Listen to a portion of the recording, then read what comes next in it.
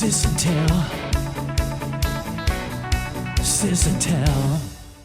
A whole lot of talk about a whole lot of nothing. Sis and tell.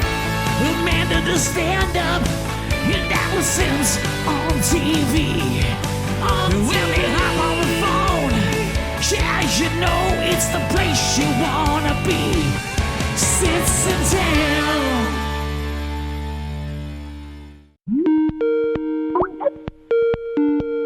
Hey, Allie. Hey, man, what's going on? I have a rabbit hole story to tell you. Oh, you know I love rabbit hole stories. And this started off with a conversation I was having with Aaron. I really want to be like, when I grow up, I want to be a brand spokesperson. All right, so two things. Number one, when will that be? When will you grow up? I'm not sure we have a set date for that. Second of all, when you say brand spokesperson, so I immediately think of like the woman on the, Flow on From Progressive. Thank you, Progressive. Right. It's not very good that I remember her name and not the company. Flo from Progressive, Jake from State Farm. Yeah. Yeah. Okay. The You want to lizard. be them. Go from Geico, right? Right. All Right. these fictional, but he's a spokes lizard. Right. I would love either to be myself, which I'm not a celebrity, so they would never have me play myself, right? Like Shaquille O'Neal is obviously a brand spokesperson for anyone who will have him. But yeah, I would love to be like a Flo. That is like a dream. That is like a dream job of mine. It's funny because actresses they're like, oh, I would love to play, share a scene with so and so. They want to they have more serious aspirations than I do. But I love being in commercials. So, but anyway, so that led me to be like, whatever happened to the Dell guy? Right? I know what happened to the Dell guy. I know him. Well, yeah. So this is that's basically the bow of my story. Oh, no, is that- sorry. I'll take that back. Sorry. What did happen to the Dell guy? I was hoping you didn't know that he was the Dell guy because we started doing like a search. First, we found like his stage name, and then I couldn't find if he was still in things. And then we found through Wikipedia who he was married to.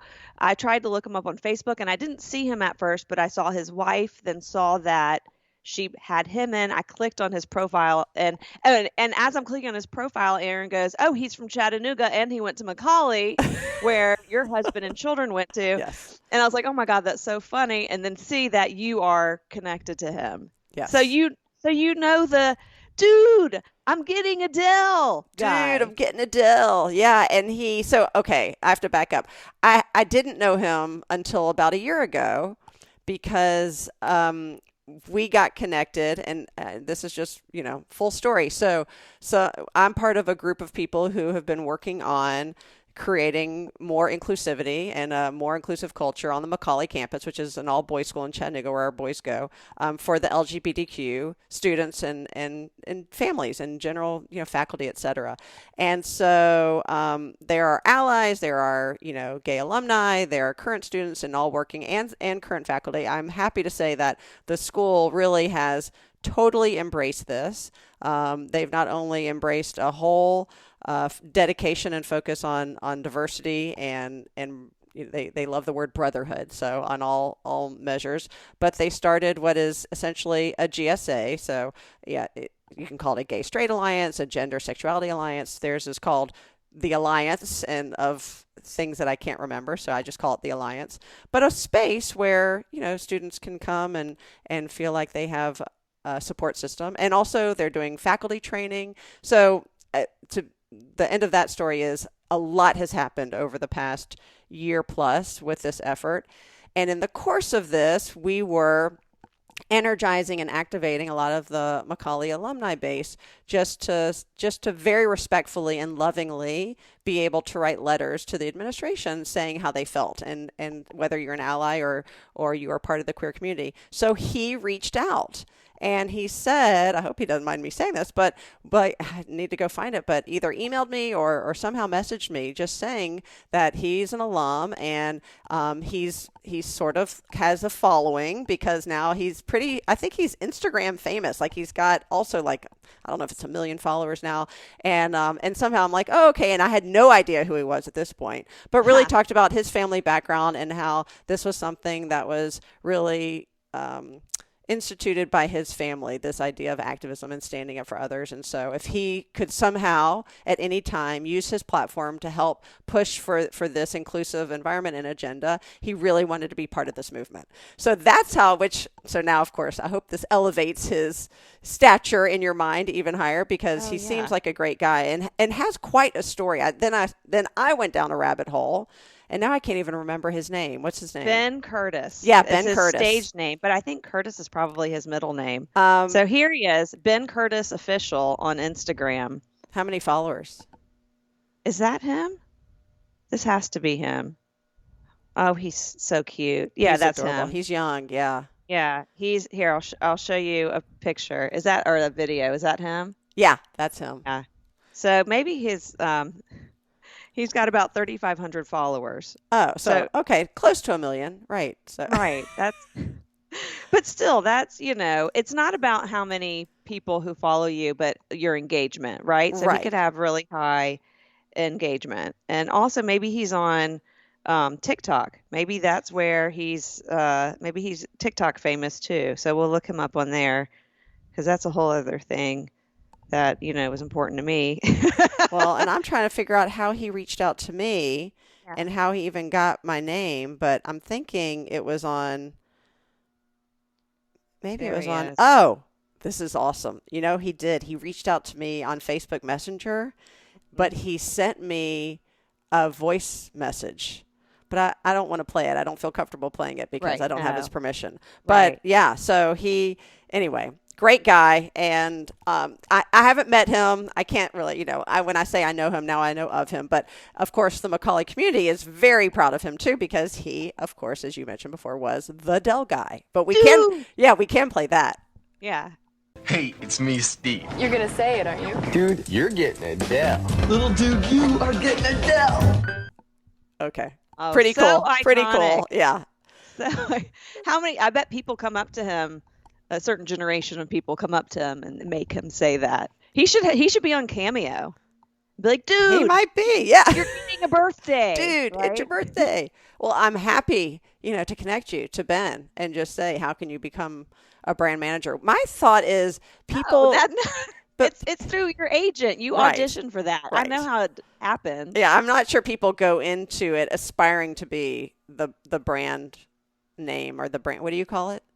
The brand spokesperson. Brand spokesperson. I called it the brand manager. Sorry. The brand spokesperson. I think it just happens by default that you're. Right. But there have been, look, you have to be careful. I think these companies have also become a little bit more, careful about who they choose as their brand spokesperson because. Jared from Subway, that was not good. Now he's just a meme or a side joke on SNL. Well, so I was talking about Ben's role because I felt so bad for him, now and how it ended. Do you know how it ended?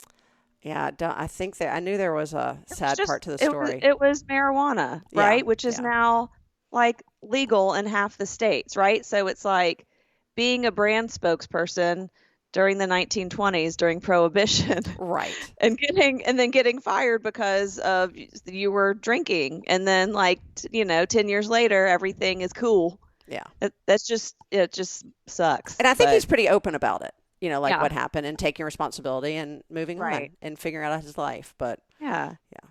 It's just now everything, when you're a brand spokesperson, I guess you have to be so careful about what you post on social too. I mean, that's with anything, being a celebrity. Right? You can't, people, there's some parts of cancel culture that I'm in fully support of, and there's some that I'm like, whoa. Wait, what does that mean? What parts were you in favor of? Cancel culture? Yeah. Well, I mean, it's if the consumer or your fans are against your behavior, then that is your consequence.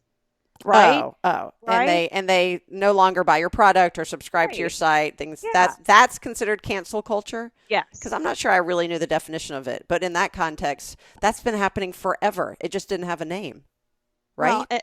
and I think people are it's much easier to call people out, But but isn't that also, capitalism? I mean, but like, also people are finding like they may find with stand-up comedians, there's different aspects to it, okay, right? There is telling a joke, okay, workshopping new material that maybe is offensive and it doesn't hit, but someone's recorded you doing it. okay, Right? And that gets out there and people are like, cancel this person. Then there's the Louis C.K. who is sexually harassing people, right? right. Who should have to be responsible for his actions, that he happens to be a stand-up comedian, Except right? now, when I hear the words cancel culture, it sounds like a very like Big Brother trying to control the narrative, going through a back door to try to create one perspective versus, a wealth of opinions. But what you're saying to me is more about, look, you screw up, you get fired, right? You do something illegal, you no longer have their job. You do something that's distasteful, you no longer have your fan base. Right. But the issue is that why can't there's some screw ups that people should be able to move forward, right? We are human. People make mistakes. They say bad things. Now, if you're consistently engaging in negative behavior that impacts people around you versus saying something one time that is a mistake, Right. like there has to be room for forgiveness. No, I agree. My point is not that. I totally agree with what you just said. My point is when you call some of those things cancel culture, it automatically, to me, it has an underlying understanding that cancel culture is not with probable cause. Right. Yeah. And Well, I think the cancel cultures that you have been referencing, many are, if not all, with probable cause. It's not, Right. Somebody trying to, and I'm not saying some of those shouldn't have second chances, but yeah. Right. And I'll give a very generic example of sometimes it can go awry, right? I think people quickly want to they want to be a Karen. They want to go to your manager instead of talking directly to Can't you stand that about it. word. Why do you, now you're perpetuating that stereotypical thing, that Karen Right. thing. Yeah. That's not even your generation. You stole Okay. it. I'm sorry. That's Don't cancel me. that's Please forgive me. generation appropriation. You've taken that from All right, the boomer. younger generation. Okay. See? I'm joking. You're not a boomer. You're a Well, I know Zoomer. lots of Karens who are very cool and very open-minded. I know a lot of and very Karens, too. flexible. I'm just saying, so someone in our teaching community posted a personal opinion on his Facebook page, and someone screen grabbed that and put that on a parent page and was like, what do we think of this? And people are like, chill out. They're like, I want to go to the administration. I'm like, no, right? He's allowed to have an opinion. Actually, Right? I think a lot of teachers signed something today saying that they will not do anything on their personal social media pages that is not in alignment with the values of the school or, And they so. found the wording about this, but it was not that. It wasn't that, right? Oh, so you're not saying there was a distasteful post? No, I'm saying it was a political opinion, Oh, okay. right? It was a political opinion and they disagreed with it, Gotcha. right? So, right, but someone was quick to be like, I'm going out things that can often be resolved just by having a conversation instead of elevating them. 100%. Right? I just facilitated a session with a leadership group out of Detroit, and it was really about storytelling, giving them the tools and some training on storytelling. But in the context of storytelling, it was also exercises. There were exercises on listening and the importance and the really technique of being an active listener. And we talked about the fact that a lot of people come to conversations, and this podcast is a great example, but we listen with the intent to reply. And Yes. instead, we should be listening with the intent to understand. Yeah. And how much more of an embracing and inclusive and affirming society we would be if we really, authentically came to every situation with the intent to really understand. And a friend of mine, Megan, she just really capped it off beautifully when we were having a discussion this week. And she said in her position, she has dealt with a lot of contention this past year, especially between Black Lives Matter and COVID and politics. And so she has really resigned herself, personally and professionally, to not come to any conversation or meeting with a foregone conclusion of what she thinks, or an intent to be either judgmental or defensive, or even on the attack, but really to embrace a more Socratic method, as she says, and to just simply say why, right? Like, why do you feel this way? And why do you think this happens? And why does it matter? And really, it's that sense of curiosity instead of judgment that allows us to build that bridge. That's my preaching, my rabbinical thoughts for the day, as Alan would say. Speaking of your rabbinical thoughts, Yeah. about 6 months ago, you said you were thinking of becoming a rabbi Yeah. and going back to school, pursuing that online. What happened? Are you So- a rabbi? What did you do in those 6 months besides continue to straighten your teeth with Invisalign? I know. I did give up pork. No, I don't eat pork anyway. What? I'm just kidding. I had some more discussions. So the rabbi, who's just an amazing friend, mentor, teacher of mine, who actually is based in London, she is the one who said, when I'm ready, she's ready to train me or mentor me. But the more I looked at the path I would want to go, it's a long path. And I know, like, in 5 years, I'm still going to be 5 years older, but it's a lot of studying. I didn't know if I had it in me to really go back to the classroom on an academic level. I really, then I'm like, but am I just in it for the sermons? Is it? Yes. Is it? Which you already give. Yeah. Right. So With the a funny thing title. is, I actually did. I crafted one thing that did come out of it is I crafted a new speech during COVID, and the title is one of the titles of our podcast where we mention this, which is a Porsche or a pulpit, my midlife pandemic crisis, or my something. And I actually gave the speech to a group of, this is unconventional, of real estate professionals. I was speaking at their annual meeting, and it was just about this idea of really, like, contemplating your life goals and where you go, and leaving doors open. And I don't know, there was, I'm sure, some very witty or sensible lesson learned from it all. I can't remember exactly all that I said, but it did start with, like, during COVID, I decided to become a rabbi. I think they were totally thrown off by that. I'm not sure they thought that's how I was going to start my speech. Right. But it is. It's not totally off the table. But I do think the Sis and Tell podcast will be my pulpit for now. Let's put it that way. It's mine too. I think we decided I'm your cantor anyways. Yes, you're a fabulous cantor and education director. Like Chachi and Joni, she's the cheese and I'm the macaroni. Is that what they say? That's from the Beastie Boys. I'm just saying that's how we go together. So speaking of rabbis, I met, and I'll put him in quote, a rabbi this weekend that evidently I had met already in 1984.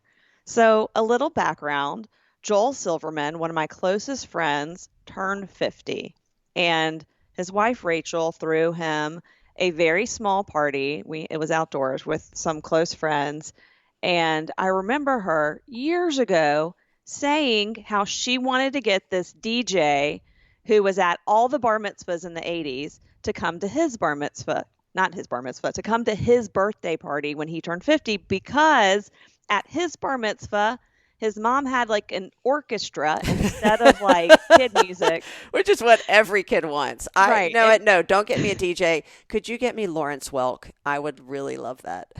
So everyone wanted this DJ, and his name was the Black Rabbi. That's his name. And he spelled it Rabbeye. Okay. So Rachel Funny. was connected with him on Facebook. She got him out of retirement. He played Joel's party. What? I danced. Yes. Yes, I danced. So all wait, so night. he's not DJing anymore, but he's still a social media celebrity? No, he's just on Facebook. He's Okay. he could be a celebrity. He's But no yeah, Ben Curtis. Okay. So he is in my eyes, but dude, you're getting a rabbi DJ. So he played music all night. I'm dancing all night. I took an amazing picture of him. and he's friends with Rachel, so he saw the picture. He sent me a friend request, and then he wrote on my timeline something about me dancing all night. And then that got me thinking about the 80s and bar mitzvah parties. And there's this story that mommy and daddy tell.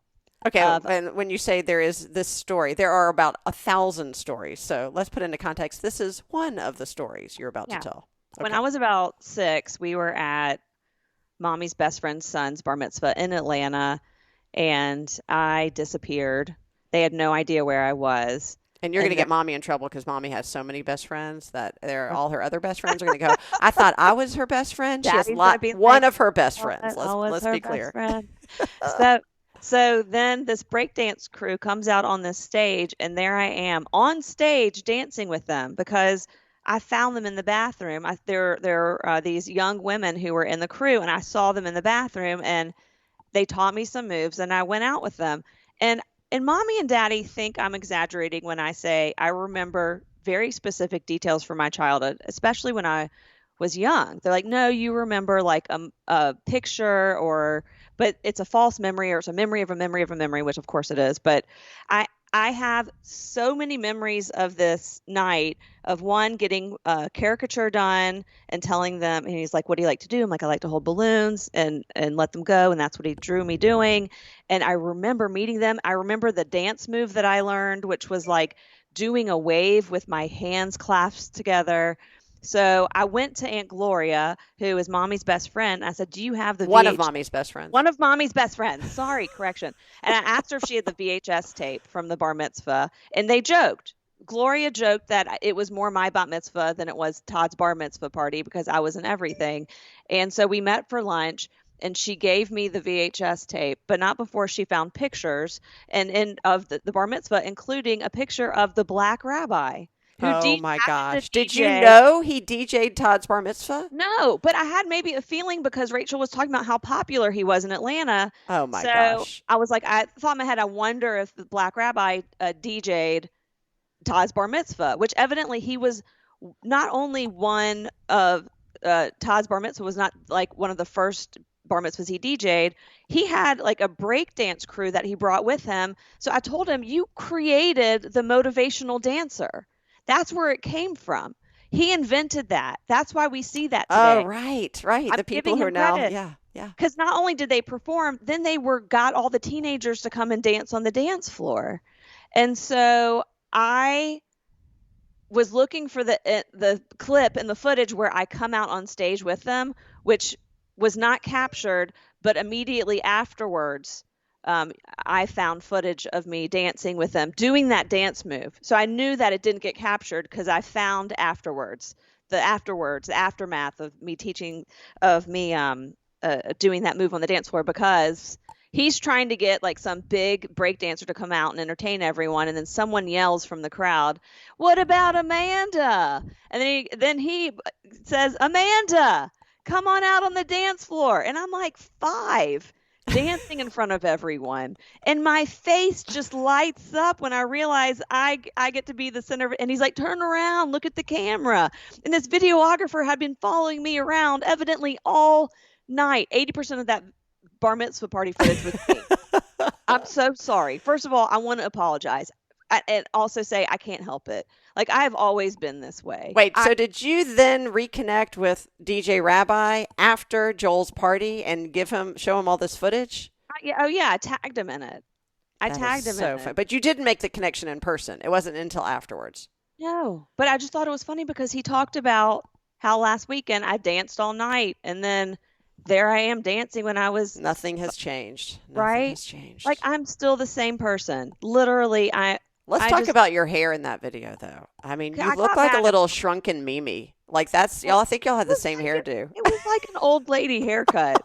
It was like... It was one of those, if anybody can picture it, I mean, you know how curly Amanda's hair is, but it's cut into a mullet.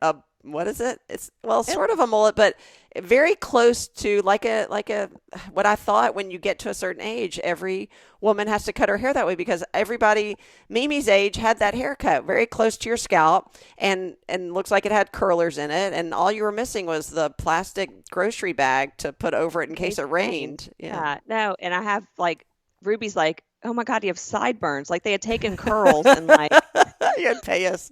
The best is like you're doing these funky moves and you're in yeah, there with it's all a of these stress. like hip hoppers and break dancers, and you're in like a smocked dress, I right? know. With knee socks. With knee socks. With knee socks. Mommy was desperate to like dress you so prissy. I remember she used to say that you'd come out in the smock dress, like you finally relented, but then you'd have on cowboy Cowboy boots and a boots. jean jacket or something. Yeah. And she's like, fine. So Well, also I looked like a I looked like a Jewish Shirley Temple. you did. Oh Oh gosh. my God. I was And you were fearless. I give you that. You really, you had such confidence even then, and just a beautiful spirit of enjoying and loving life and attention.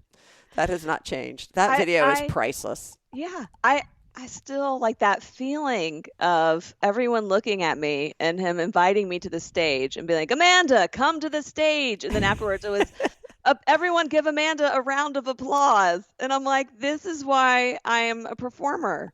This is why I perform. It's that I'm trying to recapture that feeling I got at Todd's bar mitzvah in 1984. Oh gosh, that is so funny. So, having nothing to do with what we discussed today, I am doing a good deed for my Mazel tov. husband, Yeah. and that is I'm getting rid of the excess of pillows we have in our bedroom. The show pillows. You know, this is an ongoing battle with me and Alan. Yeah. The show pillows, decorative pillows, throw pillows, whatever you want to call them. I feel like most men have issues with the amount of decorative pillows that their spouses want to keep on their beds. And our decorative pillows have gotten out of hand because they're not really decorative pillows, they're just more pillows. It's layers of pillows. They're just regular pillowcase pillows with the shams. And then Aaron stacks them all on top of the armoire. So it's like, all you have to do is move the wrong way, and there's like a cascade of pillows that falls on you. And it looks so ridiculous. Like we have like 8 pillows, and I know we don't need them. So I am getting rid of them today and replacing them with smaller throw pillows. Well, if they're real pillows, can you repurpose them and use them as extra pillows for guests or for Well, kids? yeah, that's what I'm going to do. Okay. I'm not like throwing them out. I'm just going to put them in storage. Just not on top of the armoire. You know, I wrote a whole column about this probably 15 more Yeah. years ago, and Yeah. Alan being so upset about the show pillows, we call them. And every year for his birthday, for years, his only birthday request was get rid of the show pillows. I don't want them on the bed. So then I finally said, no, I'm not going to, that wish has been expired for a long time. You can't keep renewing that wish. So our deal is that they're on the floor next to his side of the bed. They're very beautiful. There's only 5. They are rather large though. They're not, there's only 5, but they're not, and they're not normal size. Like 2 Size are of Alan. kings, 2 are queens. Oh, Oh man. no, 2 are kings, 1's a queen, and 2 are the big Sure. square. What are Oh, those yeah. called? The European. Yes, the pillows. European squares. So, and they're, I mean, they yeah, were, those. they're beautiful. Those are So huge. I say whenever, like, the rule is when mommy comes to town and or we're having guests who might like venture upstairs, I get to make the bed up in full, and then I yell to the pillows as if they are real people. Let's go, ladies! It's showtime. One of my kids was saying, why do we have so many throw pillows? Why do you like them so much? And I said, men pee on things and women decorate with throw pillows to mark That's our just territory. how it works. Yeah. That's how we mark our territory. And so I have to go and mark my territory Where are by you going to get the smaller show pillows? I'm like Marshalls or Home Goods. Why don't I'm you just- just try it without pillows for a while, and maybe you'll No. just be liberated. Doesn't look good. It's flat. But who's seeing it realistically, No one. right? Me. I don't even make my bed, which I know you. I make you know how I feel about that. I make my bed every single morning. Well, really, it's the throw pillows that keep me from making my bed. I can't even call them throw pillows. They're decorative pillows. I feel like Show a throw pillows. show, but they're like small. Small. Show. is They're Yeah. not throw. Throw. Throw pillows are on a couch. okay. They are also necessary. Yes. But show pillows, that's why a throw pillow, you can actually throw it around or use it and put it in your back. I think they're actually more utilitarian. A show pillow is literally just for show. My problem is, Well, so is a throw pillow. well, right. Well, no, a throw pillow you can kind of lean on. I actually use mine for support if I'm sitting on the couch. A show pillow, though, everybody knows this, should automatically be taken off the bed and put aside gently and in a place where hopefully it can't fall on your head or disrupt you.